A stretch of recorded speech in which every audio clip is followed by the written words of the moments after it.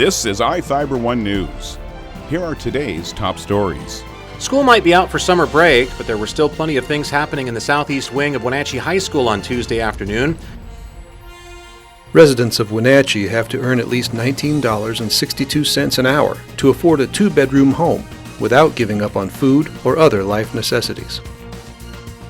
The Moses Lake Police Department has received a grant to purchase an armored vehicle for the Regional Tactical Response Team. Cashmere's Mason Landak and Wenatchee's Garrett Long have been identified as being potential Division I basketball talents. From the iFIBER 1 newsroom, this is iFIBER 1 News. And it starts now.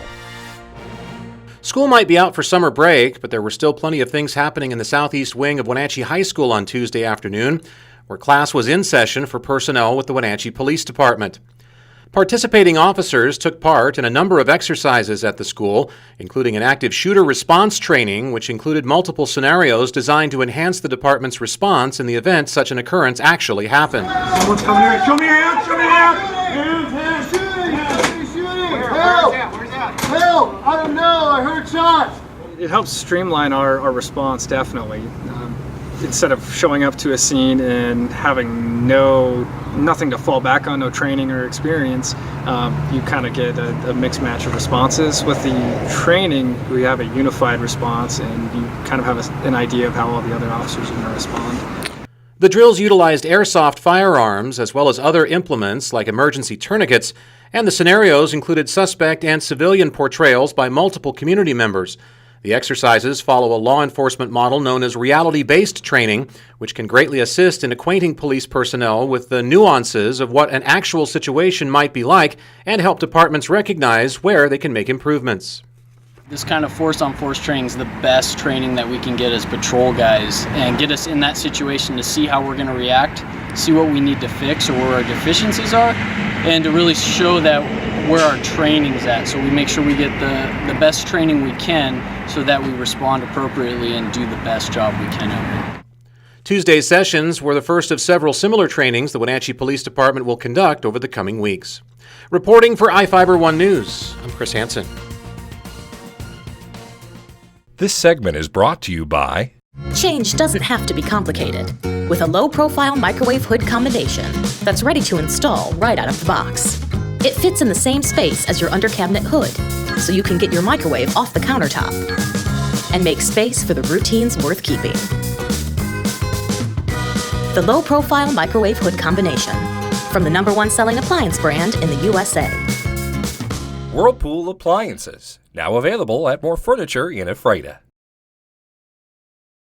Residents of Wenatchee have to earn at least $19.62 an hour to afford a two-bedroom home without giving up on food or other life necessities. That's the finding of a new report from the National Low-Income Housing Coalition, which found rent in neighboring Douglas County is only slightly less expensive. An hourly wage of $19.42 can put you within reach of a home. The wage levels in the report are an estimate of the hourly wage a full-time worker must earn to afford a two-bedroom rental home at the fair market rate, while spending no more than 30% of his or her total income. As an annual salary, the housing wage for Wenatchee amounts to about $40,800 a year, with about 46% of households earning less than $50,000. The Wenatchee Valley has struggled with housing needs for years. New housing is expected to come on the market this year, but it may still be out of reach for many renters. But overall, Washington State ranks as the 7th most expensive rental market in the nation. To afford even a one-bedroom rental home in our state, a $12 per hour minimum wage worker would have to work 75 hours a week. Jefferson Robbins, iFIBER 1 News. This segment is brought to you by... Your taste buds bored? Well, then bring them to Jay's Teriyaki. Not only does Jay's have a variety of teriyaki dishes, they also offer mouth-watering salads and sides. Call Jay's 509-764-5155. Jay's Teriyaki, located at 123 East Broadway in Moses Lake, because it's all in the sauce. The Moses Lake Police Department has received a grant to purchase an armored vehicle for the Regional Tactical Response Team. The City Council approved purchasing the refurbished armored vehicle during Tuesday's council meeting. The Paul Lozier Foundation awarded Moses Lake Police a grant of $180,000 to go toward the about $225,000 purchase. The Moses Lake Regional Tactical Response Team, comprised of law enforcement from the Moses Lake and Quincy Police Departments and Grant and Adams County Sheriff's Offices, is currently without an armored vehicle. The Grant County Sheriff's Office had previously acquired a used military vehicle free of charge through the 1033 surplus program. That vehicle caught fire and was destroyed last year after it broke down returning from a call. Interim City Manager Kevin Fuhr said the new vehicle is expected to be ready in early 2020. This is Joe Utter for iFIBER 1 News.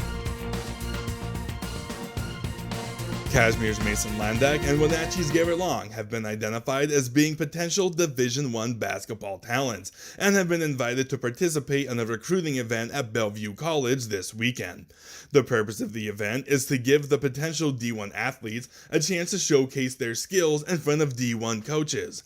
There have been 182 boys invited to the event, and while not all of them will end up playing at a Division I school, they've all done enough in their high school careers to this point to merit consideration. The event in Washington is the biggest in the United States, with coaches ranging from D1 to community college in attendance. Around 100 coaches will be in the gym, and there will be players coming from 8 different states, most from Washington and Oregon, but some coming from as far as Arizona or Alaska. The kids have been split into 16 different teams and must learn to play together in a tournament format, with only one team being able to win the whole thing while college coaches spectate. Long will participate on Team Judd Heathcote, while Landak will participate on Team Dan Fitzgerald. Both players led their respective teams to conference titles and state playoff berth this season. Landak and Long are both entering their junior seasons next year. I'm Adam Chikoski for iFIBER 1 Sports. This is iFIBER 1 News. For more information on these stories and other news, visit us online at iFiber1.com or check us out on Facebook.